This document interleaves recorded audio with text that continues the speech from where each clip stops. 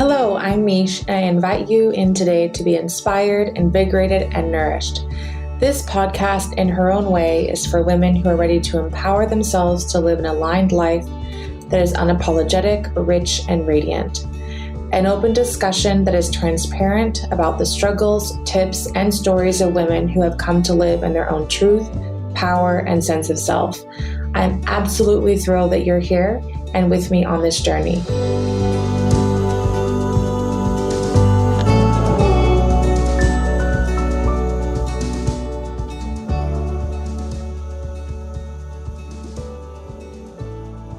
So on this podcast, I have asked Lacey Filipich, who is a financial educator, to come and talk to all of you ladies about finances. Because let's face it, in Australia, the largest group of homeless people in Australia are women over the age of 55. 1 in 3 women in Australia have zero retirement, or what we call here superannuation. And if you look at the statistics financially of women who are in corporate jobs compared to women who are small business owners or entrepreneurs, their retirement or superannuation is almost $100,000 in difference. So what does that mean? There's a lot of talk about abundance and financial freedom, especially in the entrepreneurial world. It's kind of the calling card for doing the entrepreneurial business. But actually, what I love Lacey talking about is, are you financially independent long term? Not just financially free in the moment, but financially independent. So this is a perfect podcast for you if you are not saving money right now as a small business owner, if you're not putting money aside for retirement, if you're not reinvesting in assets appropriately, if you are living paycheck to paycheck without a long-term financial plan, this is the podcast for you. It's so important. The stats are staggering. We as women need to be wiser with our money. So enjoy this episode. All right. Well, hello, Lacey. Welcome to the In Her Own Way podcast. Thank you for having me. We've known each other for a long time, kind of randomly met each other, but we alas are here at this moment because I love what you're doing. Mm-hmm. And I think it's a really important topic of conversation around money and investment, just money stories, all this kind of stuff. And I went to one of your talks in Bustleton, about a month ago, and I was horrifically surprised and sobered at the lack of money knowledge that women have, and also the statistics around money and females, especially female entrepreneurs. So super stoked to have you on. And I guess just as we start off, just tell us a little bit about what you're doing now. And then we can just kind of talk about your story and the services that you've got as we kind of unravel today in the podcast. Fantastic. Thanks, Michelle, for having me. I'm excited to be here, and I was thrilled you were able to make the seminar because This is, I guess, what I spend so much of my time doing now is talking to women about financial independence. And that's not the same as, we hear financial freedom thrown around a lot and, that kind of stuff. When I talk about financial independence, I'm talking about having enough assets that pay you a passive income that you don't have to rely on anybody else for enough money to live and do what you want to do. And I think that doesn't get talked about enough. So pretty much my whole life is towards that, and particularly around raising financially savvy kids, because I think I can do a lot to help the future generations as well if I can get to the kids. I love the idea. I'm just writing that down now. Financial independence. That is so good because, the whole kind of rah-rah around entrepreneurship in general, I think a little bit is like financial freedom. And just as a side note, Andrew and I are now coaching with you around money because Andrew and I, although we did our little quiz this last week and we're pretty similar except around impulsivity. Like my husband is like an end of the world prepper and he looks at every minute detail about before making a decision, and I'm not, and it has caused a lot of friction in our marriage. But just having a conversation around money has been really important. And also I love the idea of independence as opposed to freedom, because I don't know if you're ever financially free until you actually own that you're independent. Does that make sense? Yeah, I totally agree. And I think when a lot of people talk about financial freedom, they're generally talking about creating an income from a business that will sustain you. And my point with a lot of that is you can't guarantee a business income. No. Some revolution might come through, your product might suddenly be not desired. You just don't know what's going to happen. So it's got to be that focus more on less about financial freedom from this income from a business and more about what are you going to do with that income from the business and turn it into assets so that you really are kind of, I guess, future-proof is the word that gets thrown around a lot. And having those chats like you guys have been having, like so much of this stuff you can avoid conflict over if you just talk about it first. Yeah. And put some agreement in place. I mean, and that's the thing is you have to kind of live together and go through those tensions before you really appreciate how important it is. But, you're talking to someone whose parents got divorced over money, right? Like when I was 8, that's what happened. My mum was like, I can't take it anymore. He's a spender. I'm a saver. I'm out. And so, I've seen how bad it can get. And I hope that we can help people make it avoidable, because I don't think we have to do everything the same and do everything together when we're married. If we can have those clear sort of scopes about what we think our independence is for us, and it can be different for each partner, and then put those agreements in place, then so much the better. Yeah. So with that, kind of go back into your money story. When I heard your story in Bustleton, I'm like, dang it. She started investing when she was like 19. She's so smart. Damn it. I totally missed it. I was just like out buying coffees and going out and I was like, and now when Andrew, I was like, I get my eyelashes done, I get my nails done, I get my eyebrows waxed. I'm like, okay, that's got to stop, I love what you talk about, and we can talk about that in just a minute, but just the idea of, do you want to spend it now or do you want to have assets later? I think is a really good question to ask, but let's start with you. Okay. Your parents get divorced to 8 because your dad is a horrific spender, and then that still evolved even after that divorce. But maybe just talk about your upbringing, your mom switching gears, how that impacted you in your teens, etc. Kind of where this is all started from. Yeah, sure. So I think whenever I hear people that go, oh my God, you started when you were 19, I'll never get there. I always say, just like my mum as an example. So she was a single mum, raising 2 kids, earning $30,000 a year. She didn't have spare cash for pretty much anything until she was 49.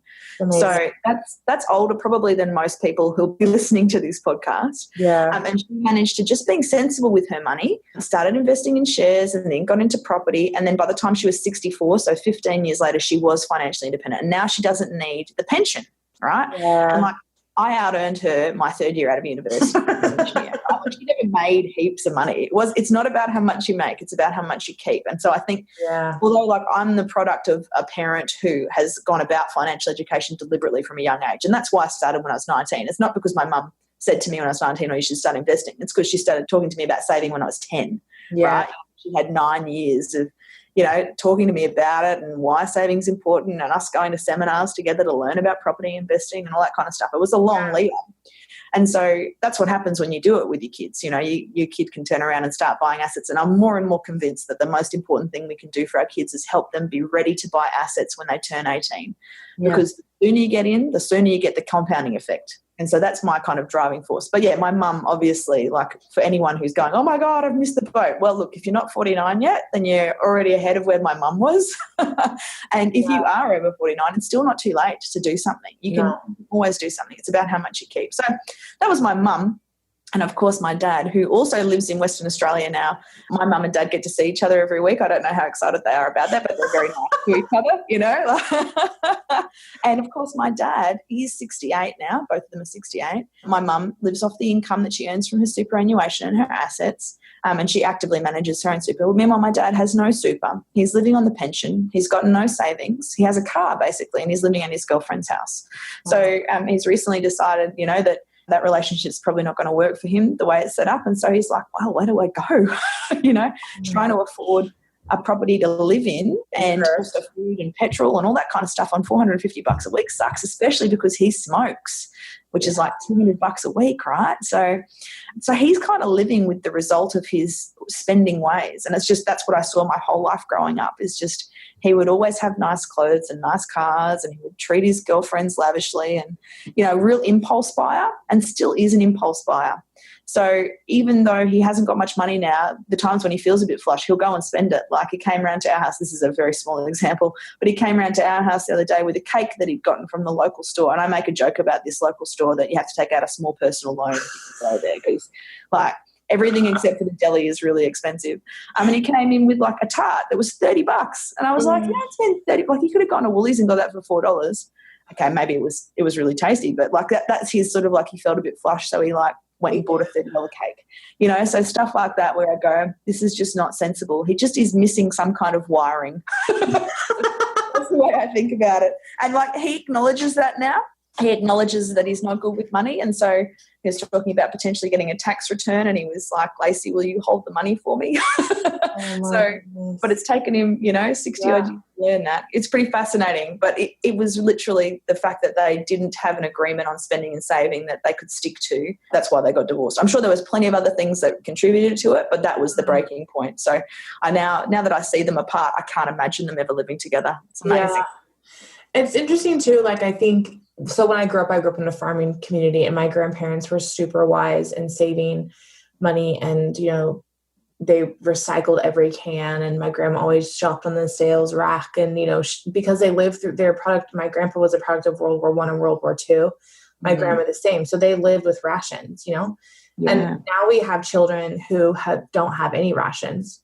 Like, they're not rationed under any circumstance. Even this weekend, my husband and I were joking. We were totally not haphazardly joking, because you were talking about how, when you aren't working as hard, you end up having less overhead. So you end up actually almost breaking the same amount of even, because you're not paying for convenience. And we're like, we totally paid for convenience for this birthday party, right? Because we're like, oh, we can just get it catered, because then we don't have to clean the house. We don't have an oven right now because our kitchen's being renovated. But I'm like, that's what happens when you're really busy and you have two parents who are working. You start paying for convenience. Exactly. And so it's all about deciding, I guess, do you want to pay for stuff now because it's convenient, or do you want to, like you had talked to us about, do you want to have a little bit of pain for a couple of years to have a heck of a lot more freedom or independence down the track? So when you first started with that idea, and when you were 18, 19 at university, what was the first thing that you started to do as an adult when it came to finances that you've taken now with you further down the track? Well, look, a habit of saving, and when I say saving, people always go, oh, it's so hard. I pay myself first. So what I'm saving gets moved straight out of my income. I don't even see it. It goes into a separate account that I can't access. I don't even think about it. That's a habit that's been in my life, since I was 10. I'm 35 now, so it's been there for a long time. So I think that saving habit is just integral to getting ahead. That idea of like, if you've got money, you'll spend it. Yeah. So exactly like you're talking about, then you do pay for the convenience because you've got the money. But if you didn't have the money, you would have been like, oh, well, I guess I'll have to cook, or I'll have to ask friends to bring plates of food or something, right? So you're forced to get a bit more creative, which I think is quite powerful. So for that reason now, I don't need much to live on. I'm pretty cheap to run, as we joke, which is good. So I loved shopping as a teenager. I loved spending money, but then I discovered that I loved property more. So when it was a decision between like new clothes or replacing a sink, I was like, I'll replace the sink. Go buy my $2 shirts from Kmart and wear one every day, and then I'll have a new sink. It'll be worth it. So I think that habit of not spending frivolously came in quite early. As we already mentioned, I went and bought my first property when I was 19. So I was in my second year of university, knowing I had 2 more years to go before I'd be out and employable. But I was able to time the sale so that it was 2 months into my vacation work, and you get paid really well as a student when you're an engineer. So I looked like I had a good salary, and the bank was happy because I only take 2 pay slips. And so the bank was happy to approve me back then. I don't know if they would have approved. Like if I was 19 and doing it again, rules might be a bit stricter, but I did come in with like a 30% deposit, and it was a really cheap apartment. We got it down by 30% on the negotiation because it had been sitting on the market for ages. So I got it for like $100,000 when everyone else was paying about 130 for something comparable. So a few things conspired and worked in my favour, and I leaped in, even though everybody was telling me I was mad, particularly my university lecturers, many of whom were, still renting, and they were in their 30s and 40s, and they were going, you're insane. And of course, my mortgage was $110 a week, and I rented out the second room for $90 a week. So with like electricity and water and everything, my shortfall came to about $40 a week. So it was actually cheaper than renting a room, because it's about $100 a week to rent a room in a shed. Yeah. So I'm just so lucky that I got in when I did, that timing, because within about a year, the property value had doubled. Brisbane went into a boom. So had I hesitated, I would have been paying twice as much. I probably wouldn't have been able to afford it. So It's just lucky. You know, those times when you follow your impulses and you go, and like, to be fair, I'd been thinking about property investing for about 2 years and we shopped for 9 months. It's not like I just went and bought one on the weekend. You know, I went, oh, I'm going to do it now. You know, like there was a lot of due diligence there and a lot of time, but I'm really glad that I did it and I didn't freak out because it's really been the making of me. And the building up of equity there taught me the power of compounding. And so I just kept buying properties. Yeah, and what I love about that, there's two things I love about that. One is that you did your research and you weren't hesitant. You just did it, right? You said, okay, I know what I want. And you were very clear about that. And then you just did it. Whereas I think even for me, I'd be like, oh my God, it's a loan. Can we handle a mortgage? Can we do this? Because I haven't previously been mindful of knowing what my finances were. That's the first thing for me personally as a woman. Andrew and I've had lots of conversations where I don't actually have not a good control. That sounds like I'm out of control, but a good understanding of my finances. And second is I just have, and I'll be completely honest, it's always been a very male thing. Like the men deal with the bills and the men deal with investing and it's kind of a boys' club. And I'm sure there's people who are listening to this going, yeah, that's me too. And what I also love about it too is that you don't need to have a ton of money to invest. You just need to have what you just said, like a clear vision of what you want, what you can afford, and the ability to just do it. Exactly. And that confidence that you're talking about there, that like, I know my financial position, I know what I can afford, is so empowering. Yes. And if I didn't have that, I would have really struggled. And I would and to this day, I need to have, like, I do my balance sheets and my cash flow every time. Yeah. Whenever I want to, make a purchase, it's considered. I don't just jump at it, but I do when I see the opportunity, I do jump at it. And that's where you can get a bit of conflict, I think. So my husband is probably similar to, as you were saying, probably similar to Andrew, loves to think about it very deeply for a long time. And so we've had a couple of things that we've missed out on because he's been too shy to pull the trigger. Yes. There's always something else that comes along, right? Always something else that comes along. But it can be very frustrating because I'm like, nah, I'm ready to go. Yes. I need more time. And of course, timing is really important especially when you do things like share trading. Timing is really important. Property moves slow. You can make a decision in sort of 3 to 6 months and you're okay.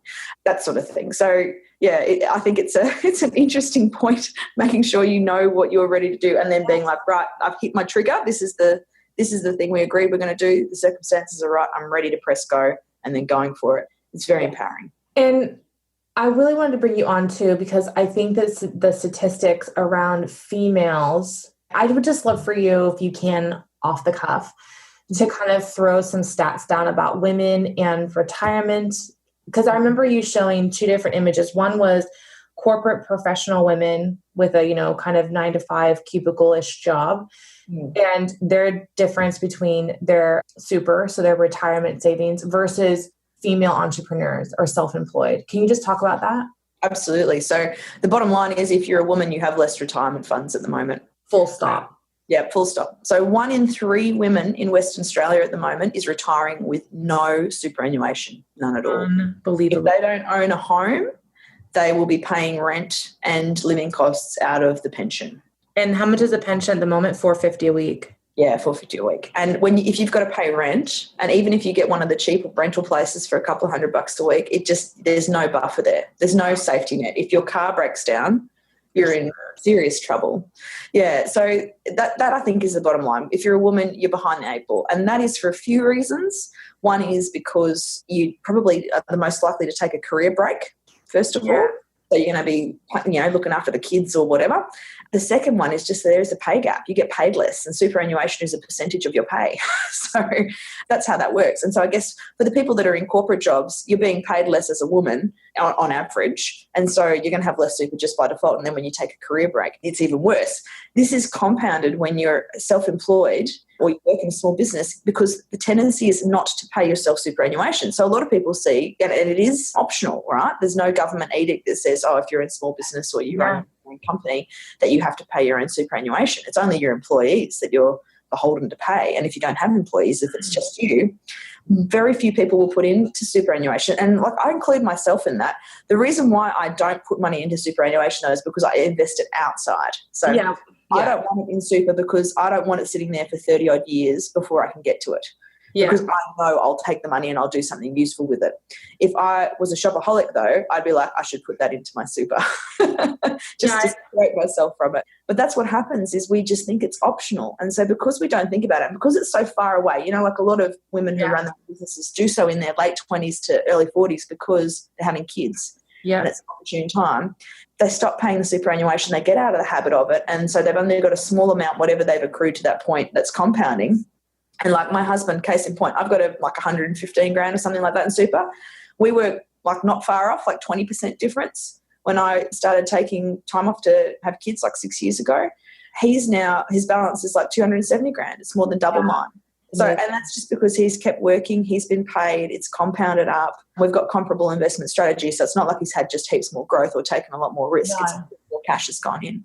And we just don't prioritise it when we're young. We think we'll do it later. And it's very common to have 40-year-old women suddenly, especially single ones, going, oh my God, how am I going to retire? And start thinking about it.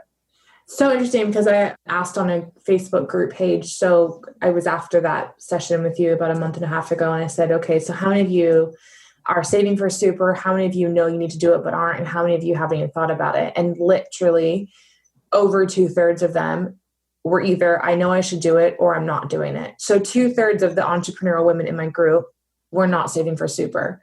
Yeah. And I think it goes back to exactly what you said at the very beginning, was don't throw all your eggs in your business basket. You need to be financially independent. And the other thing that you said too, which was really good, was it's kind of like as your income grows, if you're not mindful of your spending habits, you will just keep upping your spending habits. So it's kind of like if you get a bigger purse, you just put more crap in it. That is exactly right. And our human desire is for that. Like the endorphins and the dopamine hit that you get when you spend is designed that way. That's why there's so many people working in marketing. And there's a joke that the brightest minds of our generation, in previous generations, they were trying to get us to the moon. They were inventing cars. This generation, they're trying to work out how to get you to click on an ad. It's so true. Yeah, and it's very easy to be not mindful, to just frivolously let your money go away, or to convince yourself that you really need that nicer car, or you need that bigger house, or you need this fancy clothes. We confuse needs with wants in that case, and it becomes very hard. But yeah, if you're one of the people that is listening and you go, I don't think about this stuff, you are not alone at all. No, that's why I had you on here. So also the other thing that was interesting to me too and we're talking like the difference between a professional woman, quote unquote, and an entrepreneurial, self-employed professional woman when it comes to super. So for those of you who don't live in Australia, super is your retirement, and then pension that we talked about is like Social Security if you're in the States, the equivalent. But was almost $100,000 difference.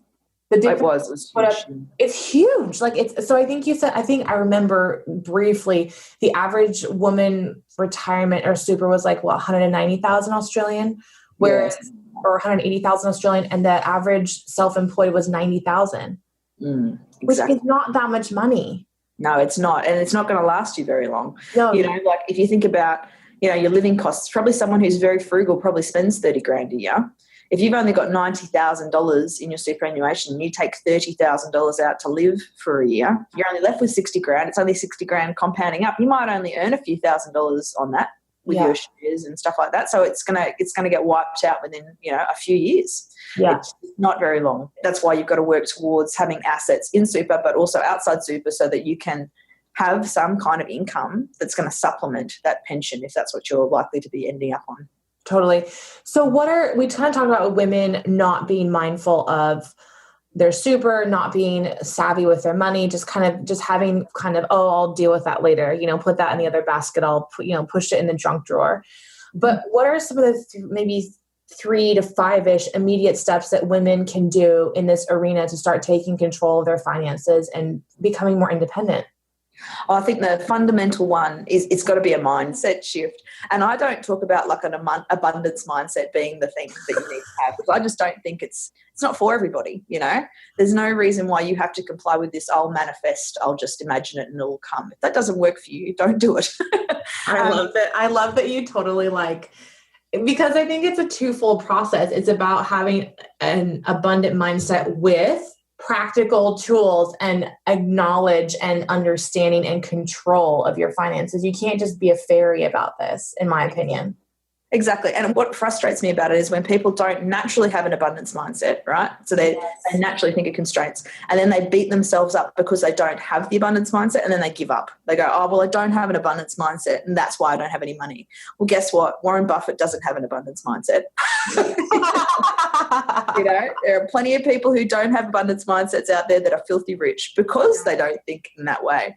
It's not a general one size fits all. You've got to be honest with how you feel and how you think about money and work with that. If you try to change your way of thinking to something that isn't aligned with your values and your beliefs, like, it's possible to do it, but far out, it's hard work, right? Yeah, I love that. Your time might be better spent just going, look, I know that I don't believe in abundance, so I'm going to invest accordingly. Yeah. Or maybe you do believe in abundance, but you're actually not grounded in it. Like, I'm waiting for the universe to bring me all this abundance. It's like, listen, buttercup. Yeah. If it brings you all of this abundance, what are you going to do with it? Yeah, exactly. Yeah, if you just fritter it away, it's no point. Yeah, exactly. Yeah, so I think that's the first one, is acknowledging how you feel about money and how you behave about money, and understanding that and making sure that you make decisions in line with that. And, you know, I used the example before of my father saying, like, can you take my money and just dole it out to me? That, if you know that you're like that, put strategies in place, right? Just be honest with yourself. You know, it's kind of like a diet. You know, if you know that you can't constrain yourself from, like, eating chocolate, then don't buy chocolate and put it in the cupboard, you know, like, eat it as a treat, that kind of stuff. So there's some things like that I think you just got to be honest about, and there's no right or wrong, and please don't beat yourself up over it. Yeah. Can I just add something really quickly in there? So Andrew and I were talking about, like, my nail, like, I'm not even that vain, but I just like to have my nails done, and I like my fake eyelashes, and I like my wax, like getting my eyebrows waxed. And I was like, holy shiza, that is costing a lot of money every month, because I just didn't think about it. And then because I am a little bit of an impulsive buyer, or like an impulsive giver, like that dopamine serves me well, in good and bad. So we were joking about having an allowance, which my husband would never put me in an allowance. But what it made me think about, which is exactly what you're talking about, is what are you spending your money on? And being, like, super real about it. Exactly. Because I was just kind of like, oh, I'll just deal with that later. You know, I didn't want to really think about, I didn't want to have to think, okay, well, if you're spending $80 a month getting your nails done, do you want to spend $80 a month getting your nails done? And maybe you do. Maybe you do want to get your nails done. So then you have to say, okay, well, what else can I cut out? Or am I happy to have less later on? Exactly. And that's a choice. The point you're making, Michelle, is that it's a deliberate choice. It's not just an absent frittering away. And look, I hate budgeting. I'm really not a fan of it. I know it's necessary for some people, but it's not my idea of a good time. So if you're like that, my suggestion is save first. So take your income, work out how much you're going to save, be really ambitious in that savings target, because if you need to get to that money later, if you're hungry, you can't afford baked beans, you can get into your savings, right? Yeah. Like, you can go there again, but once it's gone, it's gone. So be ambitious with your saving, make it happen up front with your income that comes in. So if you've got a business income and you know that you've got fluctuating, you know, maybe you get your commissions periodically, you know that's coming, set up your automatic bank transfer to transfer everything out into your savings account, and have your savings account so that you can't get to it. So don't have it on a card, don't have it on your internet banking. You can actually go into the bank and say, take this account off my display, I don't want to see it. And make it so that you have to physically go into the bank. You have to actually physically park your car and walk in. Yeah, exactly. And you have to go and face customer service, and you have to do it between the hours of 9 and 4:30, and you've got to do the whole thing, right? But it means that you'll be very deliberate, right? You'll actually think about it, and you'll have time to short circuit. If you're sitting there going, I don't know if I really need this, you'll have time to think about it instead of just having done your pay wave and walked away. If you do that, you can then, whatever's left over, spend away, right? Go nuts. Spend compulsively for a bit of it. Have your few things that you really like that, you know, if you like getting your nails done and you feel awesome, I think you're getting good value for money, right? Like, I will blow 30 grand on a holiday. Like, we'll go away for 3 months, we'll dump shitloads of cash on it. Excuse me for swearing. We'll have a fabulous time, and I will love every minute of it. But you won't catch me buying a car more than $10,000. No way. You'd have to like tie me down. It's one of those things, right? It's about what you value. Yes, and if totally. you know that about yourself, then make yourself more happy. Don't go if you don't care about breakfast, don't go out to breakfast and order $20 worth of food. Like have your porridge at home, stuff like that. Just thinking about what you really care about. So Michelle, I reckon if you really enjoy those things, you should do it. Like go for it. If that's what makes you happy, but just find something that you're spending money on that isn't making you happy, that isn't doing something positive for you, that you just don't really care about, and stop spending on that. Yeah, totally. And that can also be like an entrepreneurship world too. Like one of the things that can get really tricky is, especially like in my line of business, is subscriptions. Like, do you actually use your newsletter, or is it worth spending $70 a month to have a MailChimp? Like, do you need to have that extra add-on for Zoom?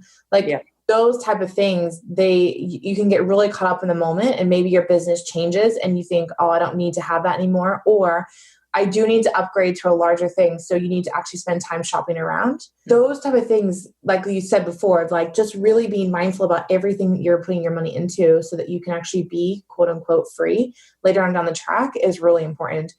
What other things would you say to women beyond the mindset? What other maybe two hot tips would you give to female entrepreneurs, just women in general around money? Well, particularly with entrepreneurs, I see this habit that, and you've just mentioned it, that we think we need to get everything upfront for our businesses. So we think that we need the $5,000 website, cards, we think we need all these subscriptions. And the fact is you don't. You can actually manage your entire business from a spreadsheet and your email in most cases, especially in the early days. And so what I get nervous about is when I see people starting businesses and they don't have a buffer of savings. So they're like, oh my God, I've got to make money now or I'm going to die. I won't be able to eat, or we'll lose our home or something. And then that makes them do things that perhaps aren't great for their reputation.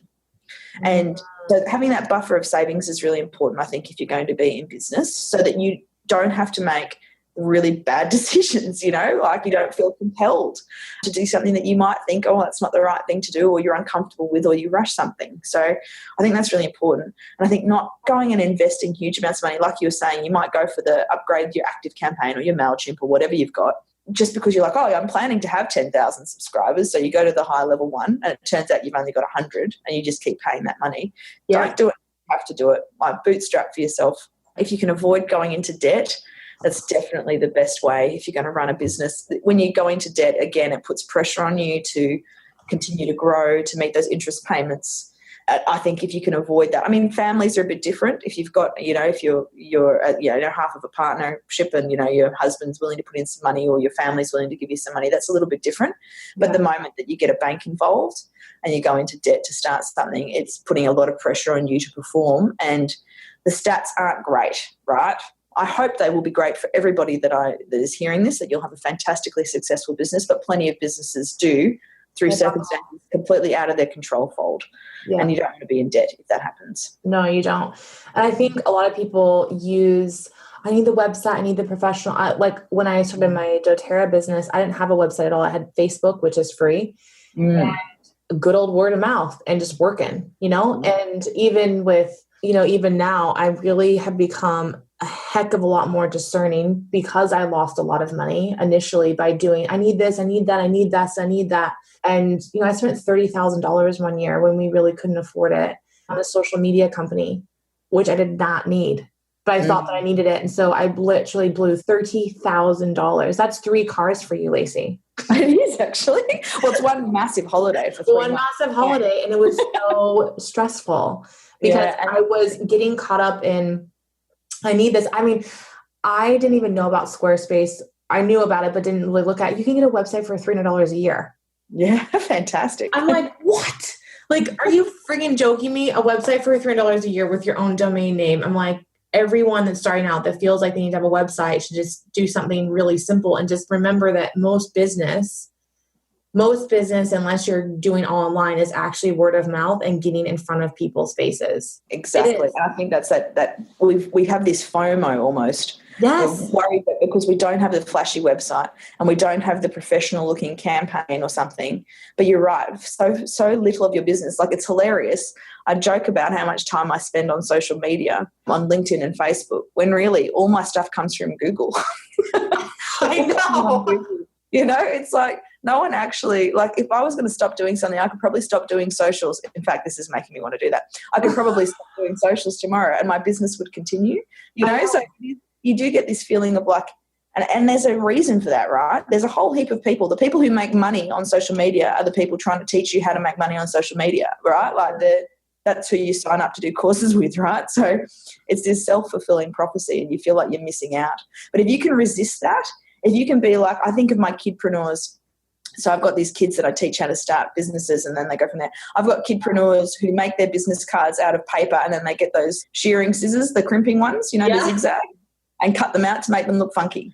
And like they're handwritten in pencil on paper and they work. People will take the little card and then they remember that that's the business and, you know, and off they go. They get another order for a magic wand or some affirmation cards or whatever. You know, you don't have to have fancy things. No, you don't. Just this sense that you think you should and that you're missing out if you don't.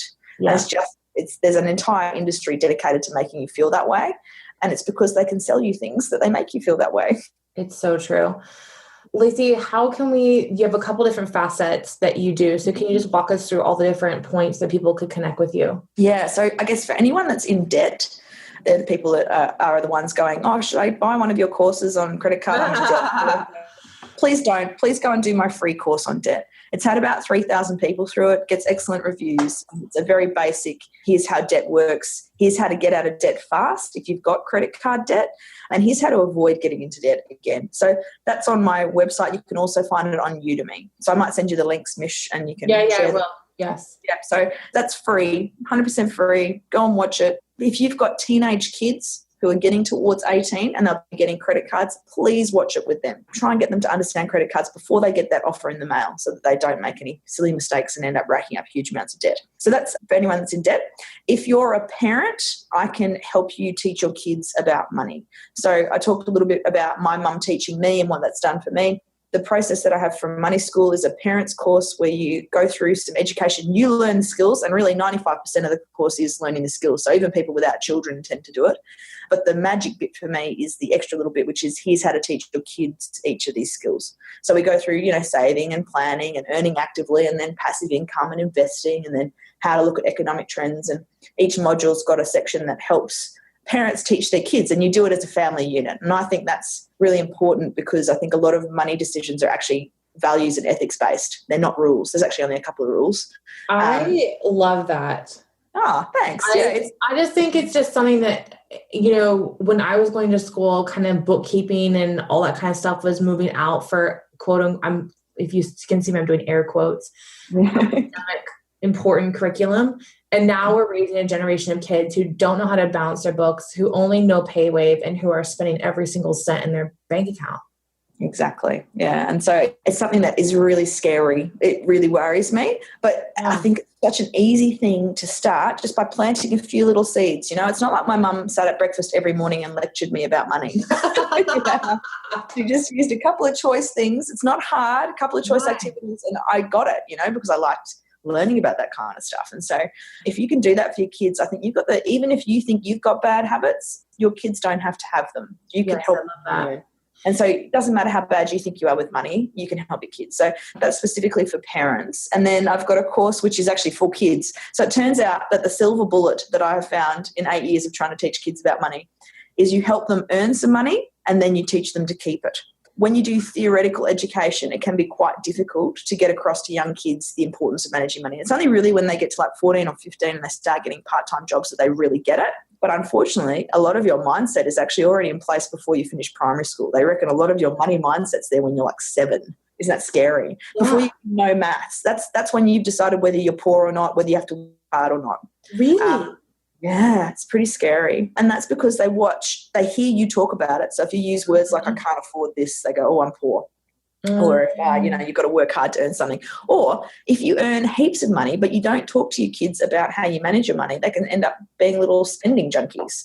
Or they can think that a credit card is money. There's all sorts of funny things that kids do. So I like to get to kids early to help them form these positive mindsets. And it turns out if you teach them how to start a business, so they start their micro businesses, like I mentioned before, then teaching them about money is really easy. they get it because they've earned it. And they're like, oh my God, I worked for like 20 hours to sell $100 worth of stuff. That's a lot of, like, it's $5 an hour.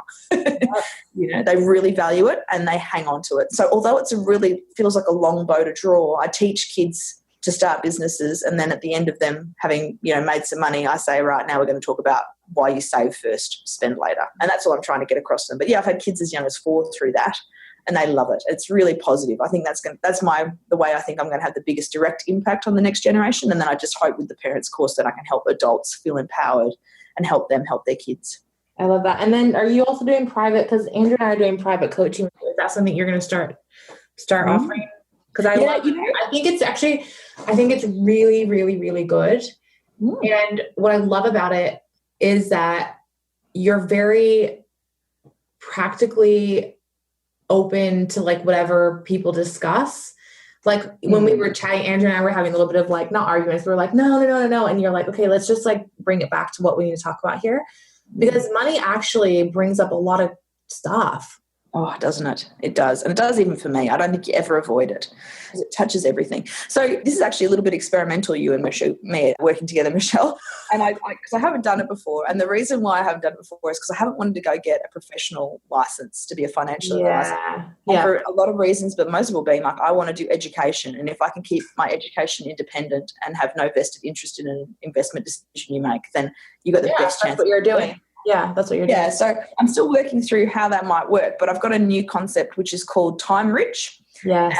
And I'm looking at a way that I might be able to do maybe group coaching calls that include some of the education in a similar style. So actually, Michelle, you're a guinea pig at the moment because I'm kind of testing the order in which I would do things. I've got a curriculum which is like, here are the skills I think everybody needs to learn, and I teach them in the order as if like you don't know anything about money, so it would work with your kids. Whereas what we're doing is almost reverse engineering. We're kind of going for our end target and then we'll fill in the gaps. So I think I'm going to try that. Good. I think it's really good. I think that there is such a need for people to have kind of an intensive around this because it is complex for adults, especially who have maybe grown up in poverty or grown up where they've had to deal with, never ever had to deal with money. It was everything was just always provided. And both of them don't have the proper skill sets to be successful for whatever reason. So I just want to say thank you so much for this, because I think it's opening a conversation for my listeners, and hopefully that now people, the cogs start to turn, the wheels start to turn and think, okay, well, you know what, I'm slaving, I'm working super hard in my business. It's really successful, but I'm not using any super, or I'm not even putting money away for investment, or I'm not even being mindful of my cash flow or how much I'm spending. I'm just blowing it all out the back door. Is that what you really want? And what's the point of the exercise? What's the point of working really hard as an entrepreneur or even just a corporate and going, that was really fun. I've got nice nails and fake eyelashes, but I've got nothing left in the bank account, So I think it's really important. So thank you so much, Lacey. And I will link to everything that you talked about. And I just really, really appreciate your wisdom. And I'm hoping that this opens a lot of conversations for people, especially women, around money and finance. Oh, well, thanks very much for having me, Michelle. Yeah, pleasure. Oh, sorry, I talked over the top of you then. That's okay. Thank you.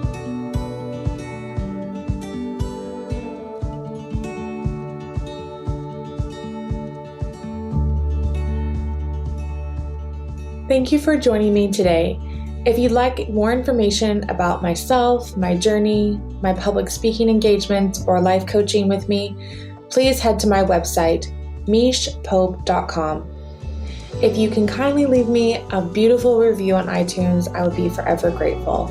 I can't wait to connect again in the next episode.